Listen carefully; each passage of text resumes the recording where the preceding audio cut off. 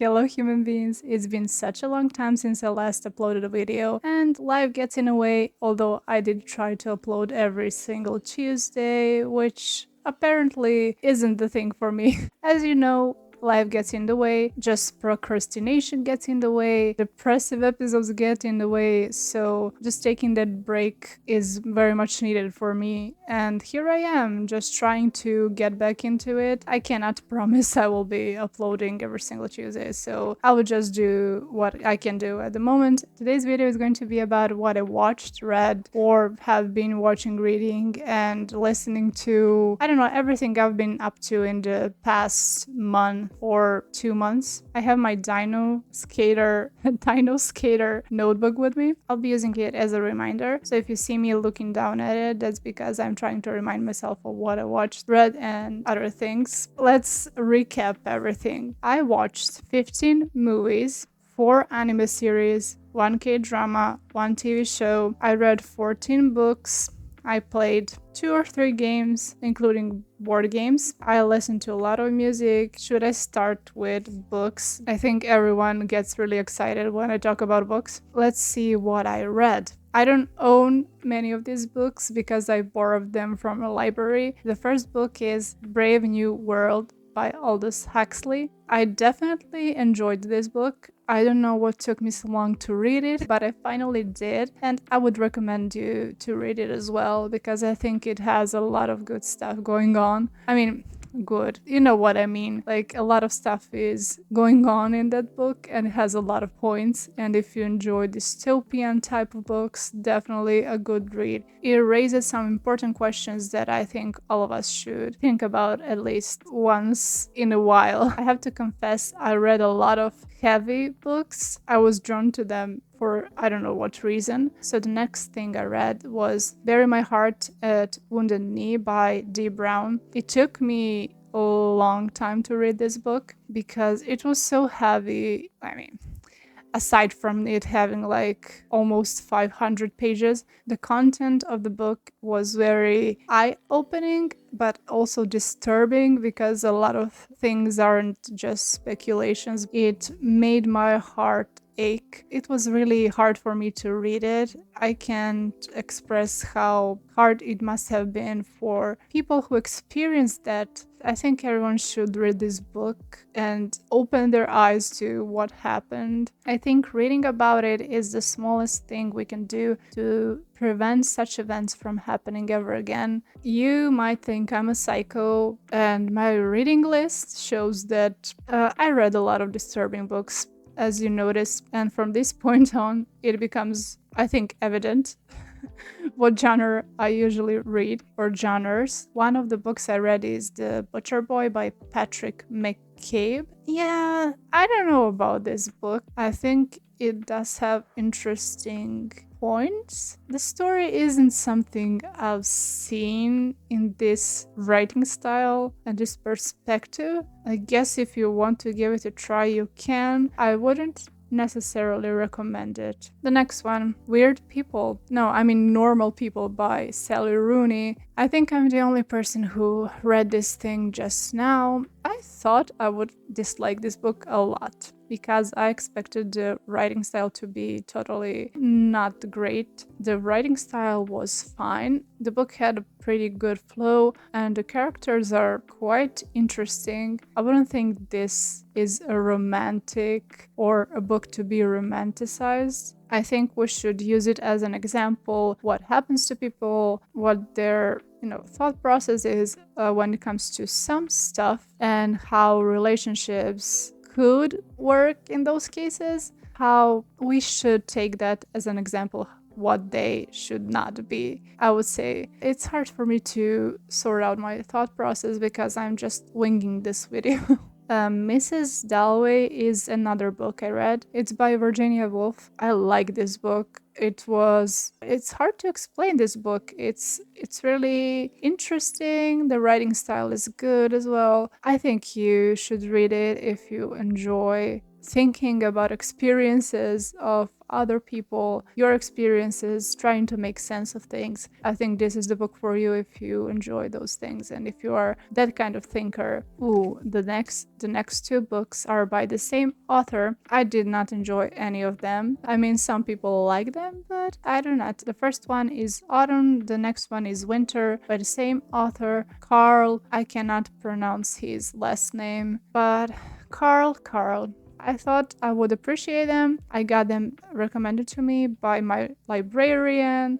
I thought maybe, just maybe, I would enjoy them. I did not see the value in them for myself. One of the things that made me question these books is he actually wrote those books for his daughter, future daughter at the time. Considering some of the stuff he put in that book, I would not let his daughter to read some of the things he wrote there. I think some of the stories are comfy and have some sense and value, but I wouldn't recommend it to someone. I wouldn't recommend it to anyone. It's just my personal preference, I guess. So the next one is even more chaotic than everything I read previously, and it's A Confederacy of Dunces by John Kennedy Toole.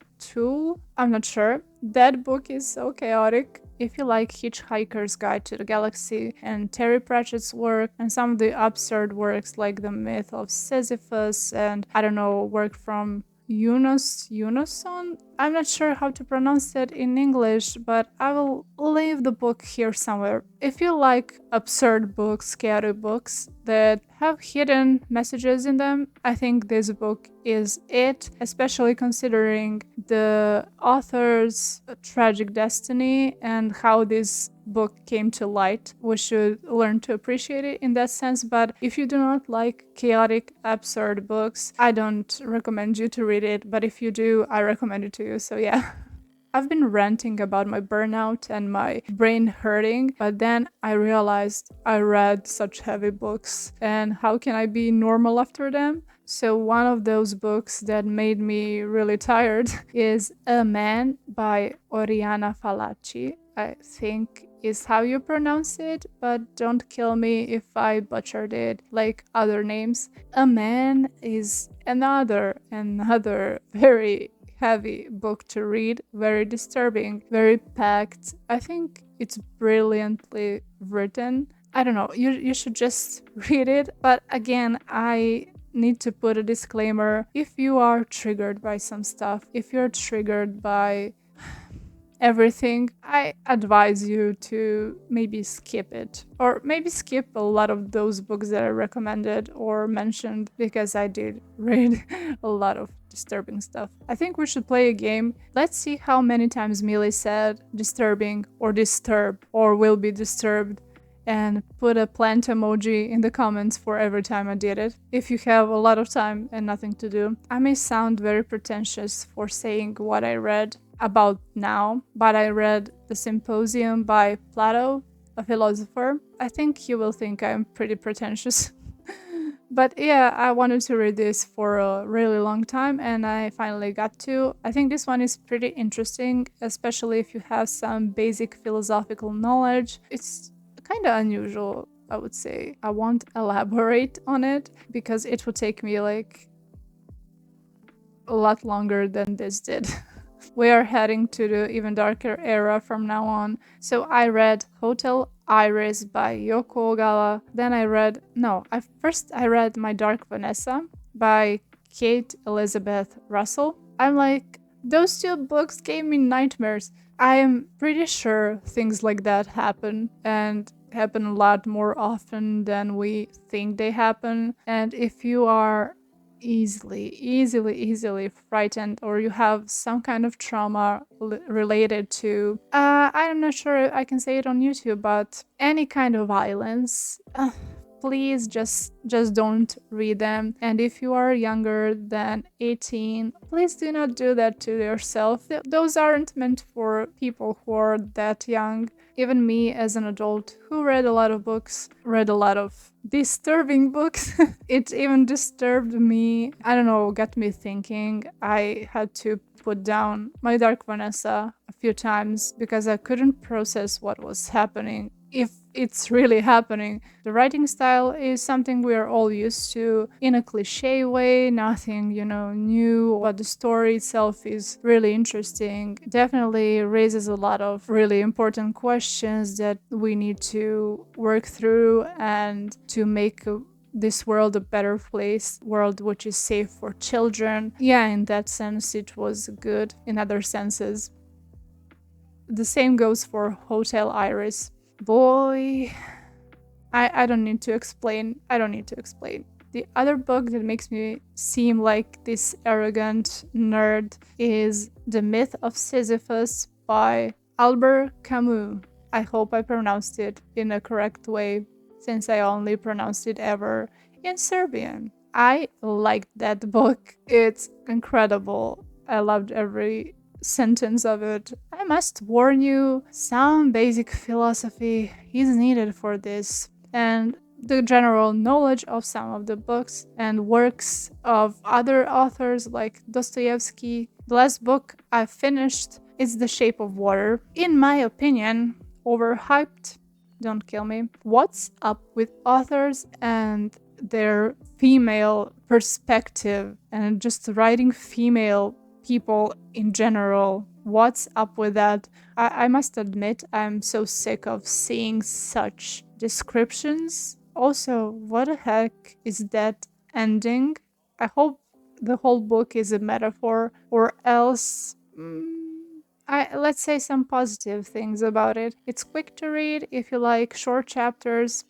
It's good to go. Writing style, easy to read, easy for beginners. I don't see how the changing perspectives from different people, they went from this certain pace, but they changed it and it made no sense for them to change it like that. The story itself, you could say it's a pretty, cliche, but then add something supernatural and it's boom, good. I don't know. I didn't appreciate that. So that's the negative. The positive, like I said, the pace is pretty good. The chapters are short. It's quick to finish, but be aware of the way both of them write women in this book. So that's about what books I read. Here are some books I am currently reading. Oh, I forgot to show you. Of course, I remembered only now that I have a few books. Myth of Sisyphus. Okay, here are some receipts I have. Plato. Then we have Hotel Iris and The Shape of Water. Those are some books I took from our library. And here are some books I'm currently reading, which is very unusual for me to read two books at the same time.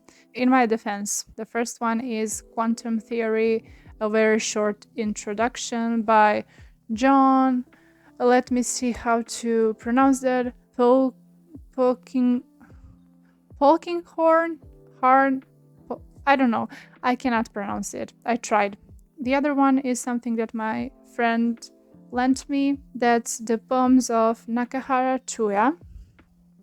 And the reason I'm reading two books at the same time is because, let's face it, quantum theory, even though explicitly made simple for people who have no idea what they're talking about, I cannot read this, just read this book. And it's something for my mind to, relax a bit and not just learn information. So here is this book. I really like it so far. I want to tell you a poem, name of the poem I really like. Let me find it. It's called Miscreant's Song. It feels relatable. Like, for example, let me read this passage. Uneasy, impatient, always seeking something in the outside world. Such behavior is foolish. Such thoughts are hard to understand. Beautiful. And there is also another one that I read that speaks to my soul as well. And it's on the next page, yeah. It's called Autumn. And the part I really liked is, only recently he said of his shoes, these certainly aren't mine. I think I might want to cry right now because I really like it. And thanks to my friend, I really found something that I enjoy when it comes to poetry. I want to thank her for letting me borrow this book. It's really good. Those are my current reads. Yeah, I forgot to mention that I am also reading a manga, of course, Attack on Titan, because I'm always in that phase, but now I'm in that phase again. Consider this: when it first came out, I watched it then. I had to rewatch it 1,000 times because it's such a long time. If you agree, it's been such a long time since I first started watching it. I had to rewatch everything. I watched the finale as well, and I'm currently reading manga as well, and I'm obsessed with it again. Since I mentioned Attack on Titan, let's talk about anime I watched. I continued watching some of the anime series because new seasons were released. Those are, of course, Attack on Titan, but I was a bit late for that because I couldn't just make myself watch it, but when I watched it, obsession. The other one is Boku no Hero Academia, or My Hero Academia. Amazing season, amazing last season, and just watch that anime as well. I watched Toilet Bound Hanako-kun with my bestie. None of us actually enjoyed it much. Overhyped, in my opinion. Don't kill me if you enjoyed it, that's fine. I watched this one with my sister. It's Junji to Maniac. If you like horror manga, if you like Junji, watch this. I think you're going to enjoy it. I also watched one K-drama with my other sister. Yeah, I have two younger sisters. We watched this drama called Melting Me Softly. It was decent. It's easy to watch, but I have a complaint to make. Why are all men in K-drama walking red flags that are made to be romanticized? I have an opinion about it. Otherwise, it was an interesting story and something to watch when you need to relax. Speaking of relaxing and pretty much mindless TV shows, I also watched with both of my sisters EXO Kitty, which was a chaotic TV show, and we enjoyed it a lot actually. It surprisingly was very fun to watch. If you watched All the Boys I've Loved Before or read the book, I have an opinion about that as well. But if you did and you liked the youngest sister, Kitty, she has a show and it's pretty interesting and it's fun to watch, especially if you're a younger person, a teenager, young adult, something like that. That's for you. Aside from books, I do watch a lot of movies. You see, I consume a lot of content in general. Wait a minute, I forgot to mention webtoons I've been into. I can't remember what I read last. Never mind, that's for the next video then. So let's go talk about movies I watched. I have two categories. One is the category movies I watched with my family, either with one of my sisters, both of my sisters, with my mother or with my father, or a combo, I don't know. But here's a list of movies I watched with my family and whether or not I would recommend them. The first one is The Maiden Heist. Absolutely not. Do not watch it. Hereafter, my expectations were not met. Do not watch it. Greta. I actually enjoyed this movie, surprisingly. I mean, not surprisingly, but I didn't expect it to be as good as it was. I would recommend it. You can watch it if you like unusual stories, definitely. Then I watched this with my sister who likes horror movies, The Village. I was like, excuse me? Excuse me, you did what? To be honest, I expected a lot more action in this movie, but it wasn't as bad as it is rated on IMDb, so I guess you can give it a chance. But I must warn you, if you expect a lot of action, a lot of what the description of the movie promises, you will not get it. The next two movies are connected, and those are anime movies. The first one is To the Solitary Me Who Loved You, and the next one, To Every You I've Loved Before. Such cute movies. I love them, and my sisters also loved them, so I would recommend them. Then the half of it, I watched it with my sisters as well. I think it was decent enough, and in comparison to other movies that are aimed at teenagers and young adults. I think it was pretty good. I would recommend it to people to watch. Yeah, I think if you need a break from life, you can watch this one. But the next one we watched, The Art of Getting By. Absolutely not. I did not enjoy it. Zathura, a space adventure, safe to watch with your parents. If it's hard for you to find something that is safe to watch with your parents, definitely you can watch this movie. It's fun, it's playful, very safe. We Bought a Zoo is another one we watched with our dad. It was okay, nothing special. You can watch it. The last one I watched with my other sister who does not like horror movies. It's Invisible Sister. Yeah, Disney movie. You know, the target audience is pretty much children. If you want to watch it, you can. I have nothing against it. And of course, the movies I watched by myself are all disturbing and kind of horror and that genre. First one is Daniel Isn't Real. I mean, you can watch this movie. I would recommend it. It's not as amazing as I expected it to be, but I think the visuals are really good and the story is quite interesting. The mind, the thoughts, all that psychological. I like that. The platform. I liked that movie as well. Interesting concepts, interesting story, quite unusual. Haven't watched something like that in a while. So yeah, watch it if you like those kind of movies. Children of the Corn, old movie. In today's society, I don't think a lot of people would like it or enjoy it. For that time period, it's quite good. The story is chaotic. A lot more could be done with the story to just give some backstory to make more sense of it. But otherwise, it was decent. I think it's a good enough movie for that time period. But today, it's not probably that relevant or considered that good. But yeah, we should go back in time and see if it's something that is good for that time period as well. Then the last one I watched is 10 Cloverfield Lane.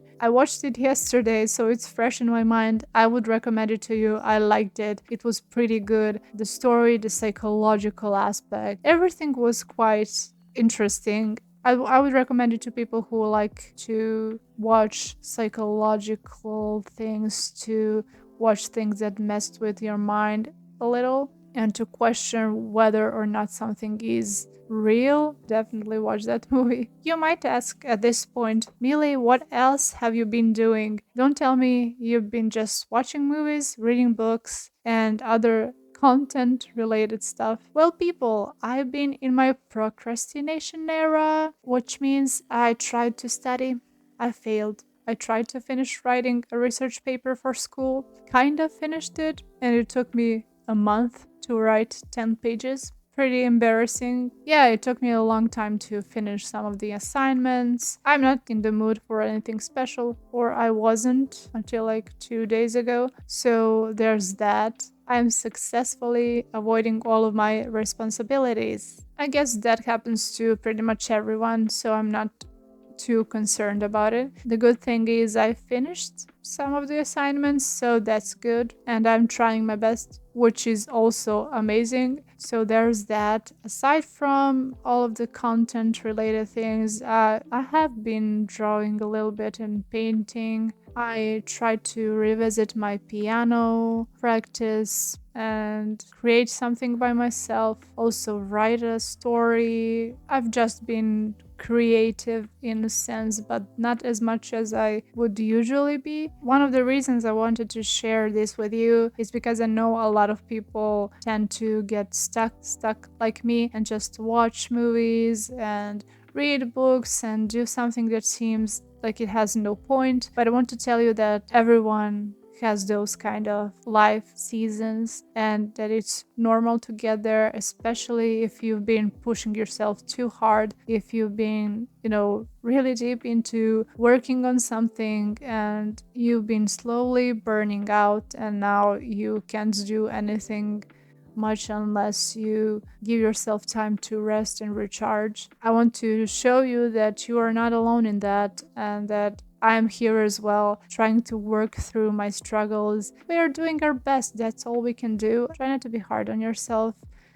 It's just something that happens to all of us, and we can get through it. I know that. I want to leave you with something that's my favorite music for the past 1 or 2 months. The songs that I've been even more into lately are Lonely Zone, Meta Modernity, Brown Study, and Moon Hits. Give them a shot. Then I've been into The Cult of Dionysus by the Orient Experience. Of course, all Attack on Titan openings. I've been listening to them on repeat every single day. Almost. I'm in my Attack on Titan era again. And the last song I wanted to mention is Labor by Paris Paloma. All amazing songs, all amazing artists. Here is your homework. Try to listen to some of the songs I mentioned and let me know your opinion. And let's end the video here. I will see you next time. Bye bye!